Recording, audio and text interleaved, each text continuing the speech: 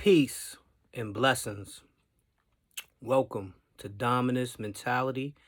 My name is Sharon, and today I want to talk about intimacy versus impulsive sex. Intimacy versus impulsive sex. A lot of people like impulsive sex. The passion, the urge, the craving, the desire, and this type of passion causes people to unite. But what happens is because there is no intimacy, there's no relationship, there's no foundation, there's no real thought that went into the sexual relationship. Now you have a sexual encounter, but that's it. And a lot of times you may wake up with the person that you had this sexual encounter with, and now you're looking at each other kind of confused, don't know what to say, kind of just leaving, kind of wanting each other to go their separate ways. And it's because there's no intimacy, there's no relationship. It just was a sexual encounter. Another thing about impulsive sex is that when you live a life of impulsive sex and wild fun and fast and things of that nature, when you do meet something that's has to do with intimacy and love and passion and relationship and building and foundation and structure, a lot of times people get turned off, or they can't commit to it, or they can't even comprehend it or understand it or even know how to go with it because they so used to the fast movement. They used to just wild fun. They're not used to structure. They're not used to building. They're not used to getting to relationship. They're not used to commitment and even love. Sometimes it's just straight pure love. For some who not used to it, it could be a turn off. It can be like, yo, what you doing? You almost feel like you trying to set me up. Like, what's going on? This love, because some people are not used to it. And I say this because many people have lost good men and good women because of impulsive sex. They've lost good men, good women because of impulsive sex and lack of intimacy. Lack of intimacy. So I share with certain brothers I know who do like, the fast life, so to say, and they like things, the way they like it. And I've had brothers share with me, like, I got a good girl, really like her, really love her, but she's not as fast as some of these others women. She's not willing to do certain things that others women do. And I really like what the other women do.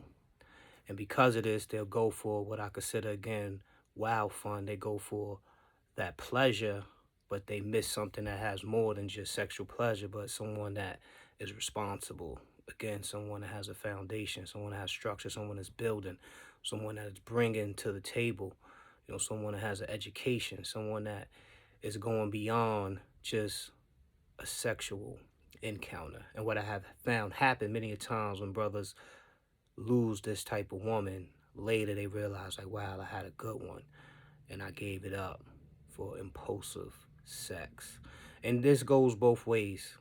I've met women as well, got a good guy, good dude, and because, they really serious about sexual pleasure and excitement in the bedroom, they may lose a good dude that they may look at as, say, boring, or, maybe not as spontaneous, but when they think about it, the brother did put Comito on the table. The brother did have a good foundation. The brother was faithful. The brother was doing things outside of just having that sexual encounter.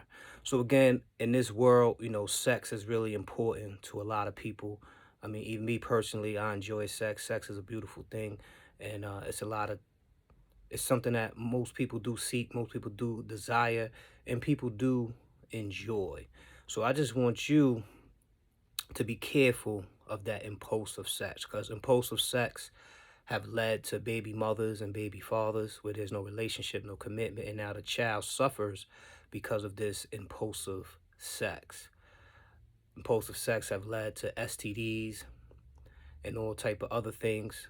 And even impulsive sex, after a while, emotions can get involved. And now one person is just looking for the pleasure, where someone else may want intimacy. So it can get confusing, it can get risky. A lot of things can happen because of impulsive sex. And I just want you to be aware of that. I share with brothers too, if you do have a woman and you would like to spice things up, and not just for the fellas too. Ladies, if your man is, doing things regular all the time and you're looking for, a little bit more excitement, feel free to build with your partner, have that conversation of your desires and what you like. And over time, y'all may can satisfy each other in a better way because of this communication and expressing how you really feel. Because too many times people lose someone that may be good over something like that. So it's something to think about, something to consider. Now, all those who have faith in God and believe in Jesus Christ, you know the rules. You know, people don't like the rules, but Jesus tells us, God tells us that he prefer that we are married and that we have this bond. And let me just tell you why this is important, because some people look at that like, man, that's stupid. I want to know what I'm getting into before I get into it. So the foundation of marriage biblically was you had a man and woman who was both virgins. They both believed in God. And when they united, they both was virgins, so they both was experiencing each other at the same time. And the blessing in that is no one can compare to the other person. She can't be like, you're not like so-and-so. He can't be like, you're not like so-and-so. So this intimacy, this relationship, y'all growing together. Y'all learning each other together. And when you do have that seed, when you have that offspring, the seed is so pure because no one has been touched or tainted. There's been no contamination. It's just pure. And then again, y'all both have God. So when y'all go through whatever y'all go through, y'all both go to the same God, the same referee that can help y'all out in a situation. And the blessing behind the biblical way is that there's no baby mothers, there's no baby fathers, there's no STDs.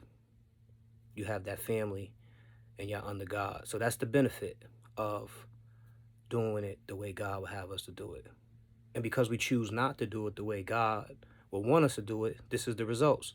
We have baby mothers, baby fathers, all type of STDs, all type of viruses, all type of things that's taking people out due to sex.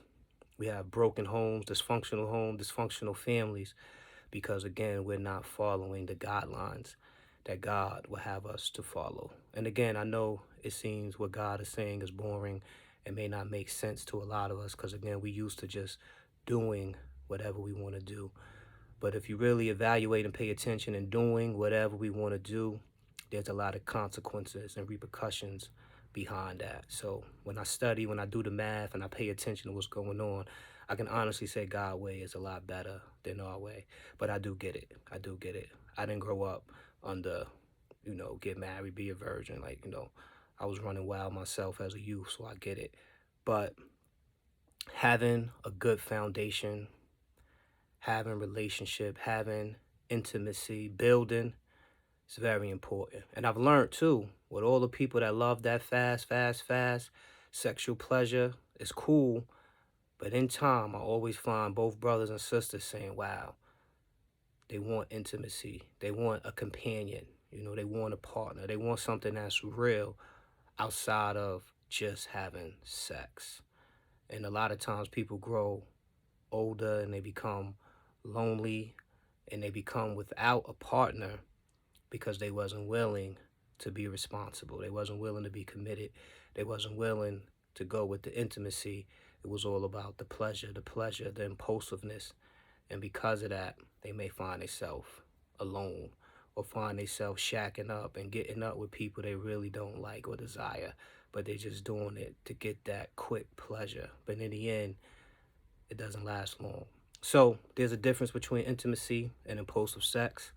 And, in marriage, you could do both. You know what I mean? You could have intimate sex and you can also be impulsive and passionate and do whatever it is you choose to do, and y'all can enjoy each other. And again, that happens when there is a communication, when there's an understanding, when there is a bond, and you can kind of have best of both worlds. So brothers and sisters, express yourself to one another, keep it real with one another. And most importantly, when God is in your marriage and when God is in your relationship is going to be a lot more stronger. It's going to have more value. It's going to be more meaningful. A lot of people get married without God. Like they get married, the song say, we're not getting older, let's just do it. But that don't set you up for a good marriage. Don't get married because you're getting older. Don't do that, because that don't get married because you think because we get married, things are going to be better. It don't work like that either. But when you do choose to come under what was considered holy matrimony, you coming under God. This ain't a prom.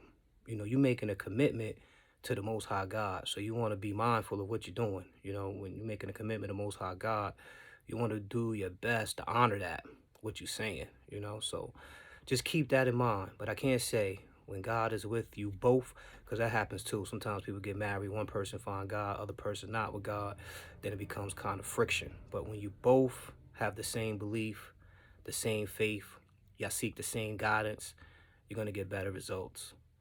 If you like what you heard, please hit the like button. All those who are on the YouTube right now, please subscribe. If you're watching this on Instagram or Facebook, just hit the like, share it with somebody else. Change your thinking, change your life, change your mentality, change your reality, and let's have a dominance mentality. Peace and blessings.